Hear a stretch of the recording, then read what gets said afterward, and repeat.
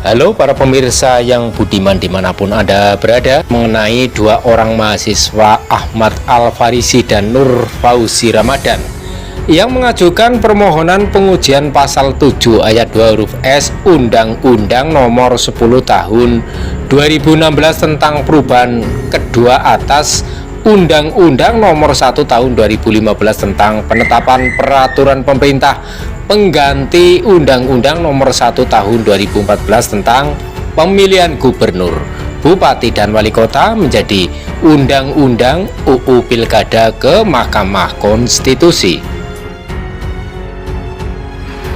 Sidang pendahuluan dari perkara nomor 12 garing PUU Romawi 22 garing 2024 ini dilaksanakan di Mahkamah Konstitusi MK pada Jumat 2 Februari 2024 oleh panel hakim yakni Ketua MK Suhartoyo, Hakim Konstitusi Eni Nurbaningsih, dan Hakim Konstitusi Daniel Yusmik Pevo.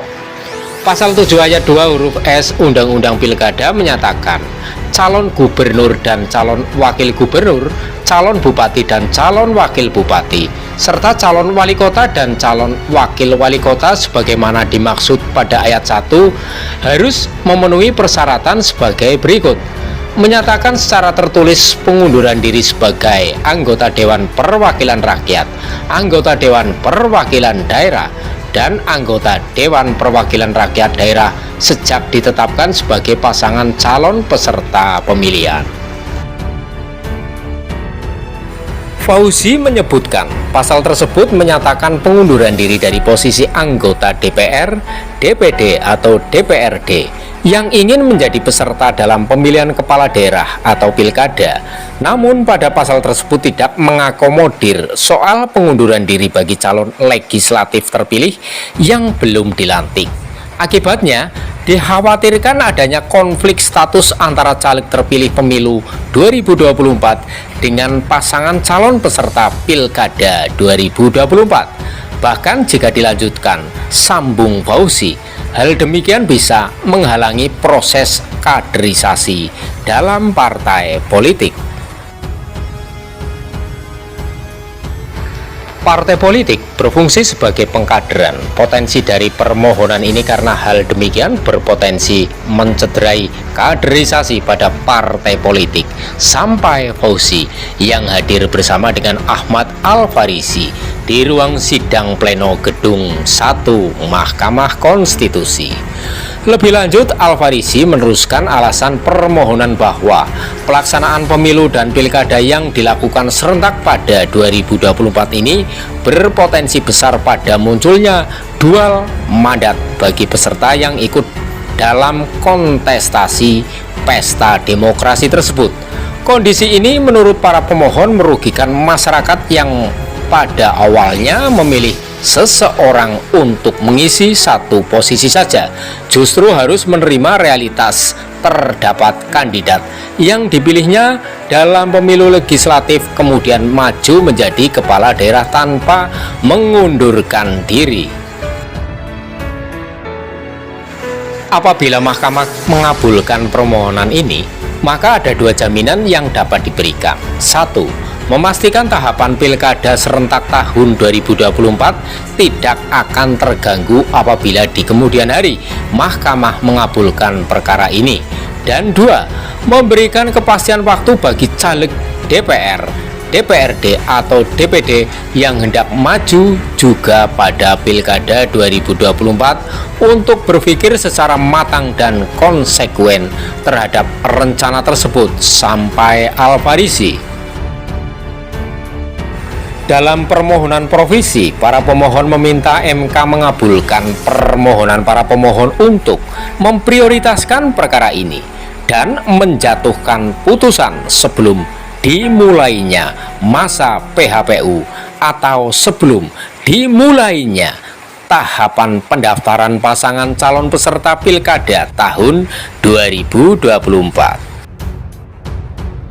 Kemudian dalam petitum, para pemohon meminta MK menyatakan pasal 7 ayat 2 huruf S Undang-Undang Pilkada bertentangan dengan Undang-Undang Dasar 1945 dan tidak berkekuatan hukum mengikat sepanjang tidak dimaknai juga menyatakan pengunduran diri sebagai calon anggota Dewan Perwakilan Rakyat, anggota Dewan Perwakilan Daerah, dan anggota Dewan Perwakilan Rakyat Daerah berdasarkan rekapitulasi suara dari KPU.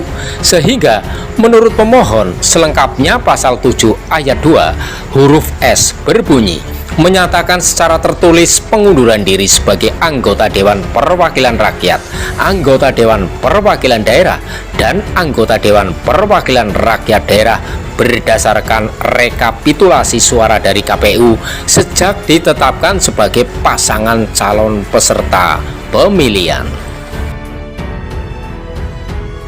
Kerugian potensial. Hakim Konstitusi Eni Nurbaningsih dalam nasihat perbaikan atas permohonan ini menyebutkan agar para pemohon memperjelas kerugian potensial yang dimaksudkan atas keberlakuan norma yang diujikan.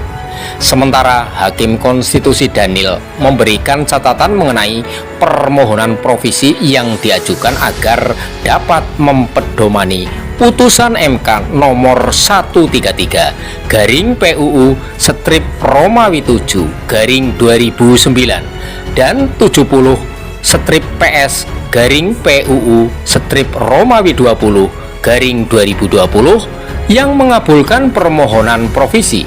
Jadi dibaca ya permohonan tersebut semoga bisa untuk pedoman dalam memperbaiki pada bagian provisi, jelas Daniel. Sementara Ketua MK Soehartoyo mengatakan para pemohon untuk memperhatikan jeda waktu antara Pilpres dan Pilkada. Sekuens waktu tersebut dapat dijadikan syarat ketika terpilih jadi anggota DPR, DPRD, dan DPD barulah berlaku real sebagaimana ia menjadi anggota sebagaimana pasal yang diujikan. Coba narasikan dan carikan argumentasinya, karena kalau calon itu belum melekat hak dan kewajiban lalu dibatasi nanti ini bagaimana, terang Soehartoyo. Sebelum menutup persidangan, Soehartoyo menyebutkan para pemohon diberikan waktu selama 14 hari untuk memperbaiki permohonan, sehingga naskah perbaikan dapat diserahkan selambat-lambatnya pada Kamis 15 Februari 2024 pukul 09.00 waktu Indonesia Barat ke Kepaniteraan MK.